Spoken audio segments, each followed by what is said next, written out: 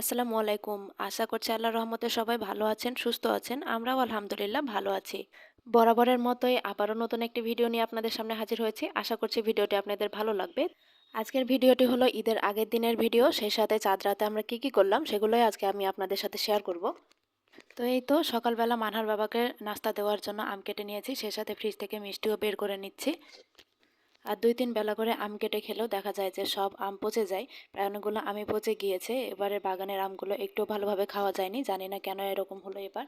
আর এই তো চাচিরা যেহেতু বাইরে থাকেন, তো ঈদ উপলক্ষে উনারাও বাড়িতে আসতে শুরু করে দিয়েছেন।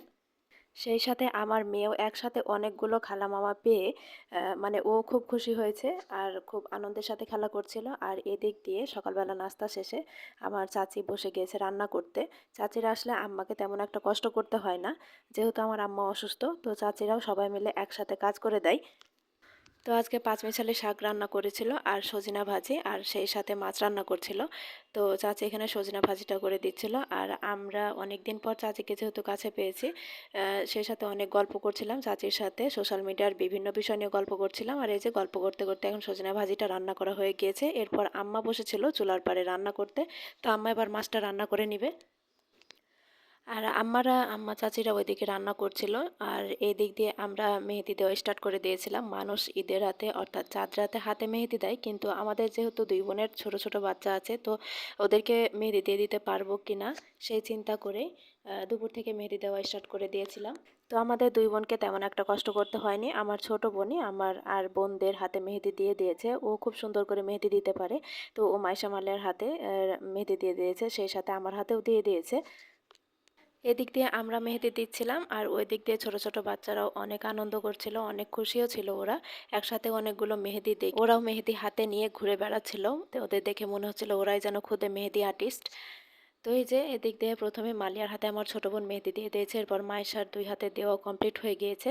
সবার হাতে মেহেদি আমার ছোট বোনই দিয়ে দিয়েছে। আর দেখেন তো ডিজাইনগুলো কেমন হয়েছে। এরপর আমার ছোট বোন ও নিজের হাতে মেহেদি দিয়েছে। ও নিজের জন্য কাবেরি মেহেদি কিনেছিল, আর কাবেরি মেহেদিতে নাকি লেবু আর সাথে চিনি, মানে লেবু রস আর সাথে চিনি মিশিয়ে দিলে নাকি রঙটা অনেক বেশি ভালো হয়, এই জন্য ও সেটা দিয়ে দিচ্ছিল। আর এই যে এটা আমার বাম হাত, আমি নিজে নিজে দিয়েছি। আর সেই সাথে আমার ডান হাতে আমার ছোট বোনই দিয়ে দিয়েছে। আমার নিজের হাতে ডিজাইন মেহেদিটা খুব একটা ভালো হয়নি। আর এই যে এটা আমার মেজো বোনের হাত, ও মেহেদি দিয়েছে। তো এই তো এখন আমার ডান হাতে আমার ছোট বোন মেহেদি দিয়ে দিচ্ছিল। আর সেই সাথে আমার চাচাতো ভাইকে আমার ছোট বোন দিয়ে দিচ্ছিল। তো ছোট বাচ্চাদের হাতে আসলে মেহেদি দেওয়া অনেকটাই টাফ, বারবার হাত নড়ায়। তো ও যেহেতু জেগেছিল, এজন্য চাচি ওকে ধরেছিল আর অনেক কবিতা শোনাচ্ছিল। সেই সাথে আমার বোন ওকে মেহেদি দিয়ে দিচ্ছিল, এজন্য ও চুপ করেছিল। তো মেহেদি দেওয়া হয়ে গেলে এখন সন্ধ্যাবেলা আম্মা বসেছিল তেলপিঠা বানাতে। আসলে ঈদের খাবার দাবার তো এগুলাই, তেলপিঠার সাথে বুটের ডালের হালুয়া আর চটপটি সেমাই এগুলাই তো করে, আমাদের বাসায় এগুলাই করে। তো প্রথমে আম্মা বসেছিল, এরপর ছোটো চাচি প্রায় অনেকটাই মানে সবগুলো আর কি তেলপিঠা বানিয়ে দিয়েছে।